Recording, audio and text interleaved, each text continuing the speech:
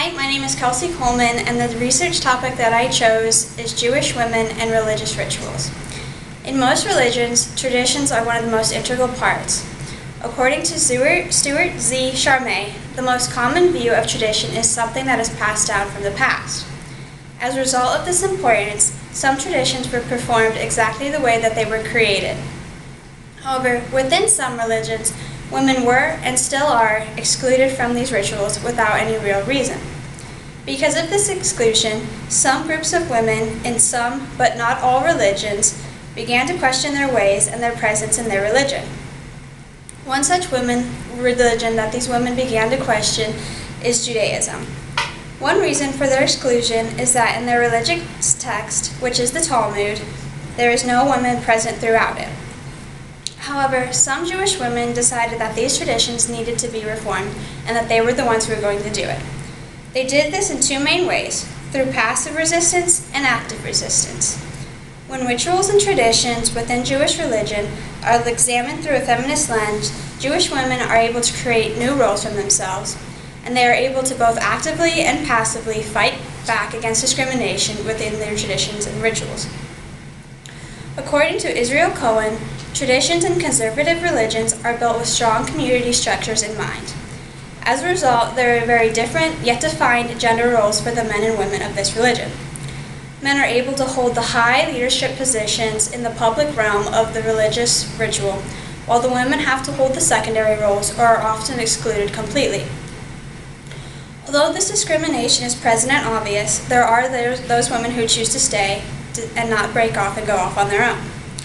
Those who choose to stay but have an issue with their roles within their traditions have to try to deal with the patriarchal practices that are contradictory to their feminist views. However, there are those who try to change their surroundings and adapt to their traditions while staying within their community.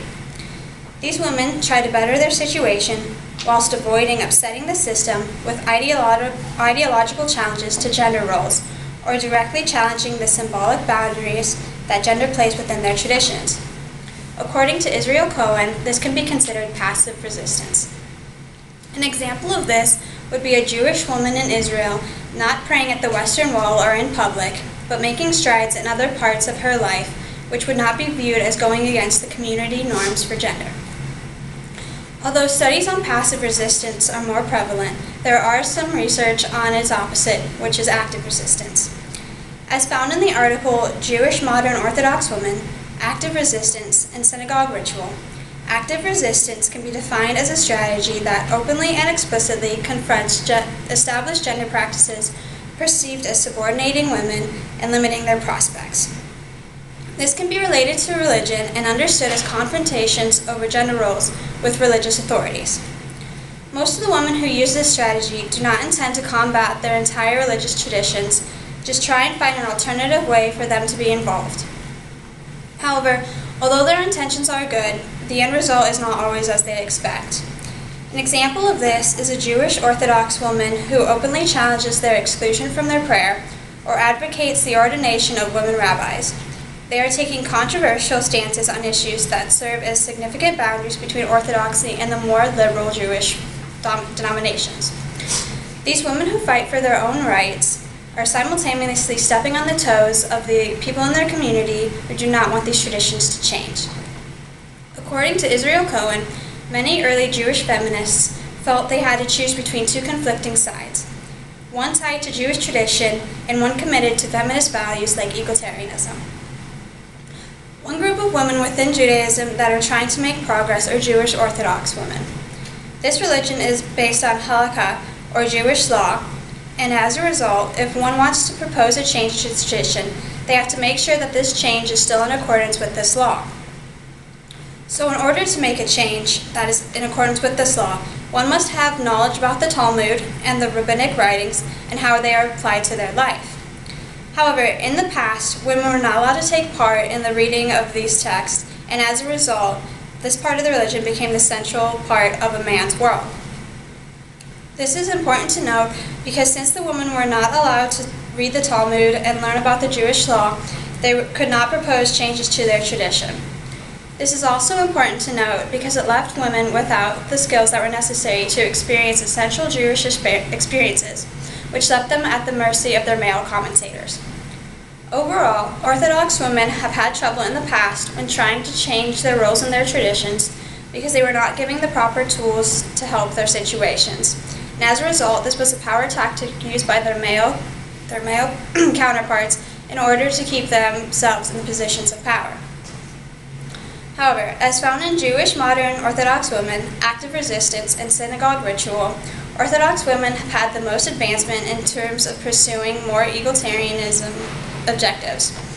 One specific group of Orthodox women began to question how Jewish life influenced women's limited roles. And as a result, in 1997, the Jewish Orthodox Feminist Alliance was founded.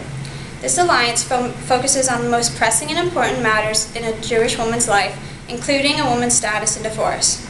However, the one drawback to this alliance is that it only reaches women in America and not Jewish women in other parts of the world. However, Jewish women in Israel were able to create change within their religion because over the past few years they've become more educated than in the past. However, there are still ways that these women are being discriminated against.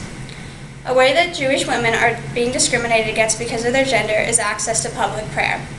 Services for prayers are not allowed to begin until 10 men are present, and it does not matter how many women are there. Also, women have to sit in a separate section from the men, often behind a divider or even up in a balcony where they are not able to see well. However, some women have had enough of this discrimination. They have argued the fact that their status is important beyond the demands of Jewish law. Some women have also gone as far as to argue that women should be allowed to participate directly in the services and should be able to read from the Torah. However, as expected, these arguments are receiving much backlash. For example, rabbis are becoming stricter and more stringent within these Orthodox societies where women are trying to fight back.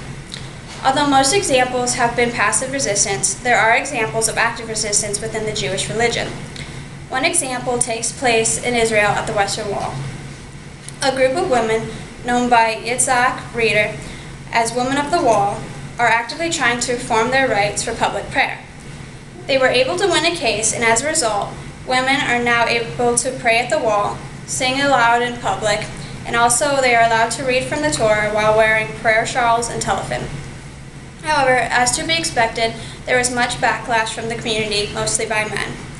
To the people who did not want this to change, they described it as almost bringing an idol into a temple, a desecration of a holy place.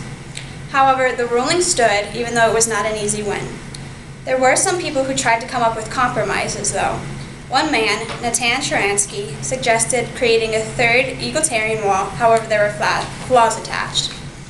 One flaw is that if this wall was created, people would not know which one was the real wall, and the problems that ensued before it would reappear.